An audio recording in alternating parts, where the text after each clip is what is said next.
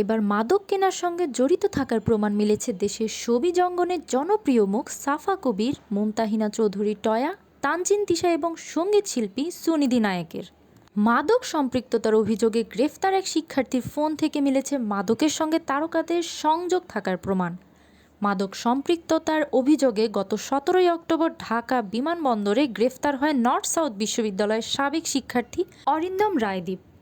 একটি বিশেষ হোয়াটসঅ্যাপ গ্রুপের মাধ্যমে তিনি নিয়মিত মাদক বিক্রি করে আসছেন। দ্বীপের হোয়াটসঅ্যাপ গ্রুপ সার্চ করে এসব তারকার সম্পৃক্ততার খবর পাওয়া গেছে। এই তারকারা সীসা, এমডিএমএ, এলএসডি ও কুশসহ বেশ কিছু মাদক গ্রহণ করে থাকেন বলে জানা যায়।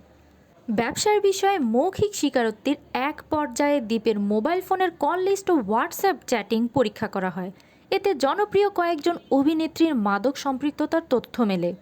এমনকি তাদের পক্ষ থেকে দেয়া মাদকের অর্ডার সংক্রান্ত কয়েকটি সুনির্দিষ্ট হোয়াটসঅ্যাপ চ্যাটিং রেকর্ডও পাওয়া যায়। দ্বীপের হোয়াটসঅ্যাপ গ্রুপে টয়া, সাফা, তিশা এবং সুনিধি নায়েকের নামে সেভ করা কয়েকটি নম্বর থেকে নিয়মিত মাদকের অর্ডার দেওয়ার প্রমাণ পাওয়া যায়।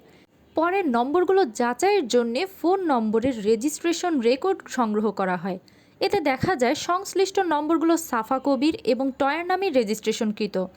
তবে তানজিন তিশার নম্বরটির রেজিস্ট্রেশন হয়েছে তার মা উম্মে সালমান নামে।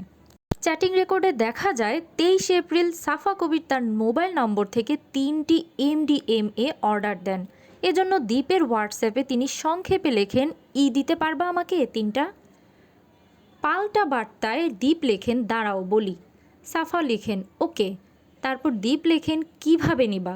যাওয়ার পথে সাফা লেখেন, আমি চেষ্টা করব। এছাড়া 5ই সেপ্টেম্বর আরেকটি চ্যাটিংয়ে মাদকের অর্ডার দেন অভিনেত্রী টয়া। তিনিও সাংকেতিক ভাষায় লেখেন, লাগবে 5টা। ফিরতি বার্তায় দ্বীপ লেখেন, ফর বাংলা ফ্রুট, সম্প্রতি কক্সবাজারে অনুষ্ঠিত প্রাইভেট পার্টি। এরপর টয়া লেখেন, ইয়াপ। মাদক বিক্রির এই হোয়াটসঅ্যাপ গ্রুপে আরও কয়েকজন অভিনেত্রী ও সঙ্গীত শিল্পীর চ্যাটিং পাওয়া যায়। এদের অন্যতম হলেন অভিনেত্রী তানজিন তিশা এবং সঙ্গীত শিল্পী সুনিধি নায়েক। চ্যাটিংয়ে সুনিধি নায়েক কয়েকটি ব্র্যান্ডের এমডিএমের প্যাকেট শেয়ার করে অর্ডার দেন। গোপনীয়তার জন্য বিভিন্ন সাংকেতিক নামে এসব মাদক বিক্রি করা হয়ে থাকে, যেমন এমডিএমএ নামে, এলএসডি অ্যাসিড এবং এক ধরনের তরল গাঁজা টিএসসি নামে কেনাবেচা হয়। ইলেকট্রিক সিগারেটের মতো ভেপ আকারে তরল গাঁজা সেবন করা হয়। ভারতীয় নাগরিক সুনিধি নায়েক দীর্ঘদিন ধরে মাদকাসক্ত।